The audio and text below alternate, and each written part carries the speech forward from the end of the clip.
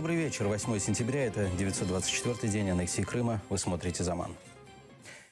В оккупированном Симферополе прошло 13-е заседание так называемого суда по делу Ахтема Чийгоза. Подсудимого в зале не было, велась видеотрансляция. Допросили двух свидетелей. Первый в день митинга вступил в крымскую самооборону. Второй, один из руководителей пророссийского движения, приехал к стенам Верховной Рады после пикета штаба Беркута. Адвокат Николай Полозов утверждает, что оснований для заключения заместителя председателя Меджлиса Ахтема Чийгоза до сих пор нет. Ни один, ни второй потерпевший Ахтема Чийгоза не видели. О его роли в организации массовых беспорядков, как предъявляет обвинение, ему ничего не известно. О преступном плане массовых беспорядков также ничего не известно.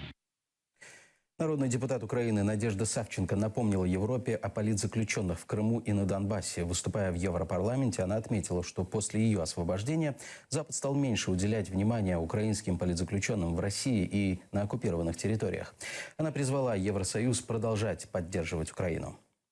За всіми цими списками, які ми озвучуємо, скільки є зараз політв'язнів в Росії, в окупованому Криму, в окупованому Донбасі, за цими списками, за кожним ім'ям стоїть життя людини. Життя людини, її мрії, її надія на волю, на життя.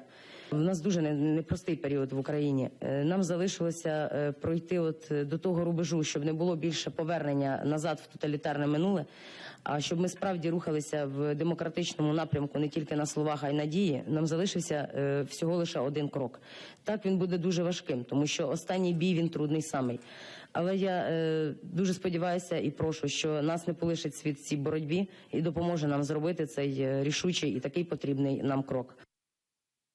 Журналисты Громадского создали спецпроект об украинских и крымско-татарских политзаключенных. Проект под названием «Имена» рассказывает о каждом из 23, кто оказался в тюрьмах России и Крыма. Также на странице есть информация о статьях, по которым осуждены крымчане, и видеосюжеты о них.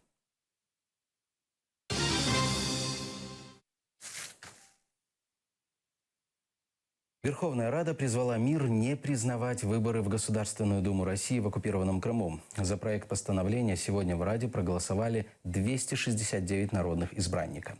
Голосовали все, кроме Опоблока и партии «Відродження». Подробности в сюжете. Аксенов, Наталья Поклонская, Руслан Бальбек, Михаил Шеремет – это те, кто способствовал аннексии Крыма. Сейчас они кандидаты в депутаты Государственной Думы России. Верховная Рада Украины не признает оккупационную власть на полуострове, призывает мир не отправлять в Крым наблюдателей и не признавать результаты голосования. Наші міжнародні партнери мають проявити активність і не залишатися байдужими. Тому ми звертаємося до них з проханням оприлюднити офіційні заяви про нелегітимність визнання результатів виборів до Державної Думи Російської Федерації через їхнє проведення на території окупованої Автономної Республіки Крим, який належить Україні. Цель незаконных выборов в оккупированном Крыму – создать для Запада прецедент, якобы легитимизирующий Крым в составе России, заявил председатель Меджлиса, народный депутат Рифат Чубаров. Первая подобная попытка была в 2014-м при проведении незаконного референдума. Вони будуть намагатися показувати це, нібито показує істинну позицію мешканців Криму. Насправді мешканці Криму в значній своїй частині вони готуються до бойкоту цих виборів. Прийняття цієї постанови – це буде також моральна підтримка. Спикер Верховной Рады Андрей Парубий выносит проект постановления на голосование. Большинство фракций поддержали, а Опоблок и партия «Відродження» не голосовали.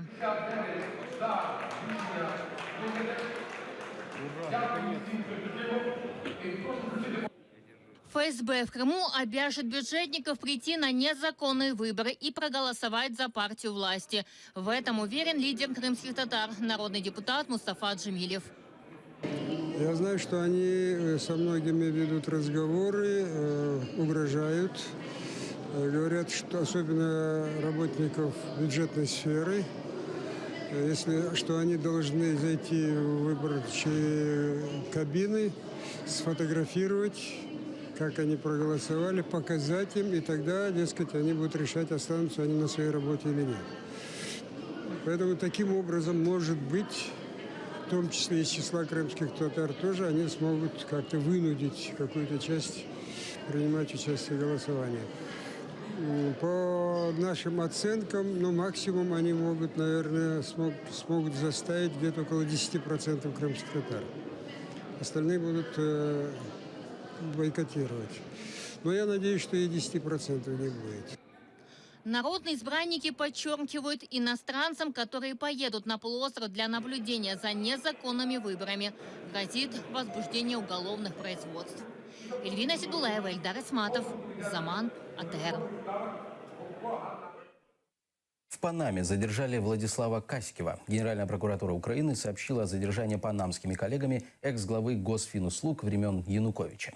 Украину Владислава Каськева должны экстрадировать через месяц. Здесь ему грозит до 12 лет заключения с конфискацией. Его подозревают в хищении 7,5 миллионов гривен государственного имущества. О деталях задержания рассказал заместитель генерального прокурора Украины Евгений Енин. Після того, як Владислав Каськів зухвало хизувався своїм селфі з панамськими поліцейськими, нами було отримано оперативну інформацію, що зазначена особа планує втекти з території Республіки Панама. Ним опрацьовувалися як повітряні, так і морські шляхи. За результатами скоординованих зусиль панамськими владами Владислава Каськіва та його близьких, які також перебувають разом з ним, було внесено до систем опізнання зовнішності. Відповідно, навіть його спроби змінити зовнішність чи залишити територію Республіки Панама будь-яким способом були бы одразу заблоковані. В аэропорту оккупированного Симферополя отменили более 30 рейсов. Информация о прекращении авиасообщения с Россией появилась на сайте аэровокзала. По предварительной информации, работа Симферопольского аэропорта приостановлена из-за военных учений «Кавказ-2016».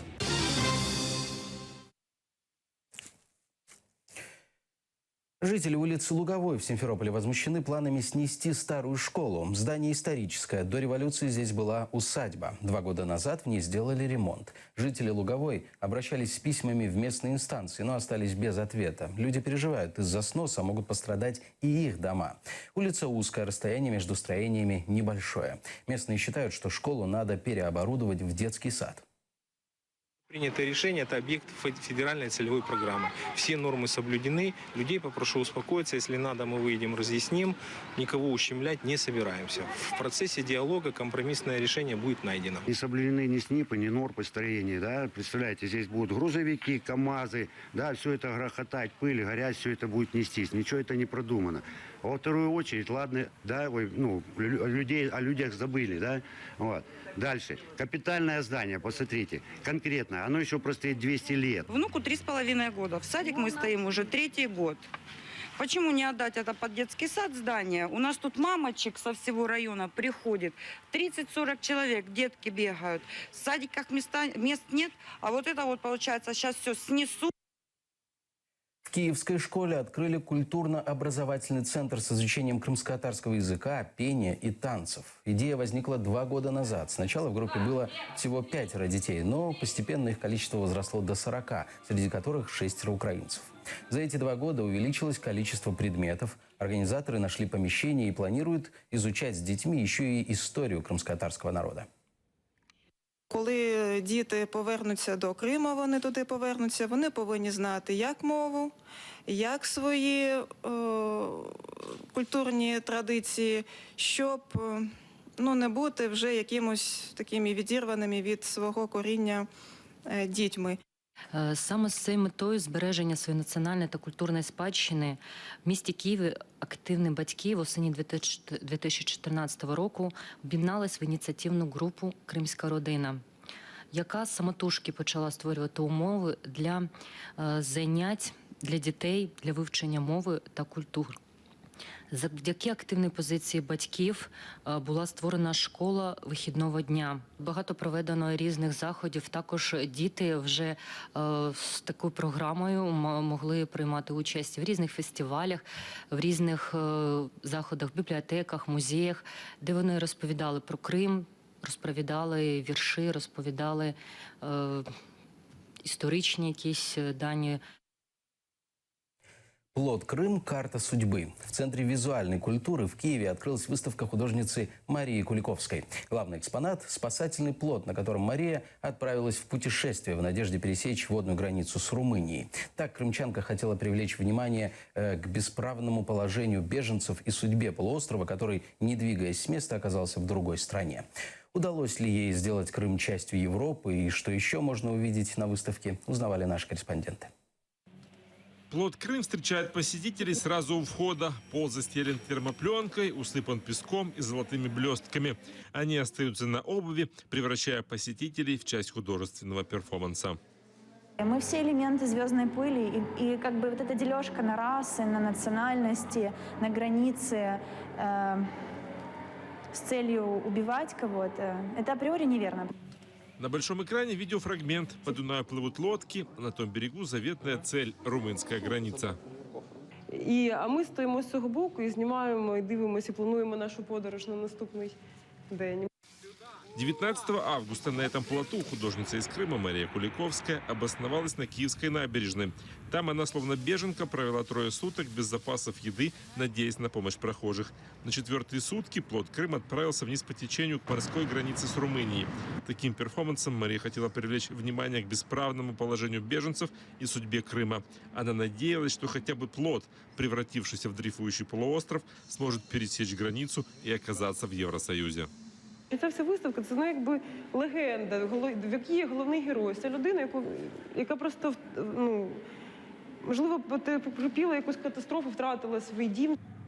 В другом зале вещи, которыми Мария пользовалась в походе. Насос, без которого плот бы сдулся в первый же день. Свисток, чтобы привлекать внимание проплывающей рядом лодки. Матрас, который спасал от холода воды. И документы, из которых Мария удалила номера. Потом я получила идентификационный код как физичная особа платника податков. Я тоже вымыла этот код, потому что я не думаю, что люди – это просто банальный код. Выставочный зал заполнен и тематическими арт-объектами. Это карта без границ. Вы видите, что в океане, как в космосе, множество звезд. И это не только звезды, это эти плотики. Плотики свободы, люди, которые перемещаются и двигаются, и свободно двигаются там, где нет границ. А это монумент тем, кому негде бросить якорь. Он на самом деле пустой. И в него зайти может каждый и каждая. То есть любой человек может зайти, потому что и важно, что он пустой, потому что мы можем оказаться в такой ситуации, где нам негде бросить якорь в любую минуту. Творческую задумку смогли оценить посетители, пришедшие на открытие. На Алену Мамай сильное впечатление произвела скульптура из песка.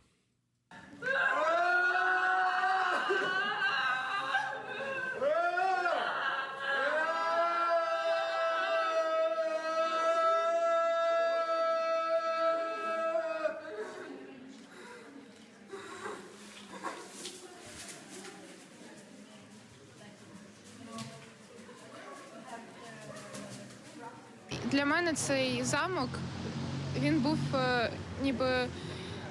ніби аналогією до цієї ситуації, яка є зараз в Криму. Границу плот так и не пересек. Путешественников остановили пограничники. Но авторы выставки обещают, что на этом история плота не закончится. И он обязательно еще появится в тех странах, где есть проблема беженцев. Роман Спиридонов, Асан Иминов, Заман, АТР.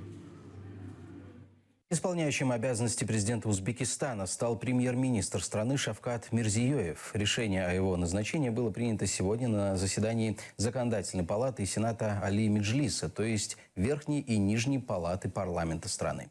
До этого на протяжении 25 лет президентом был Ислам Каримов, который по официальной информации скончался 2 сентября этого года.